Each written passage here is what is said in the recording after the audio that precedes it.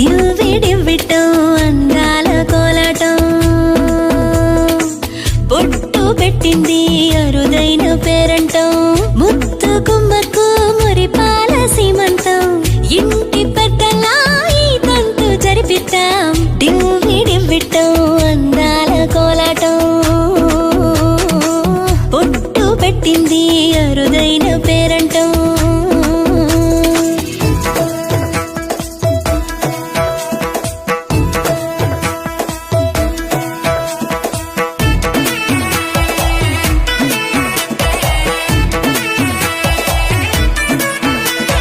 ba ba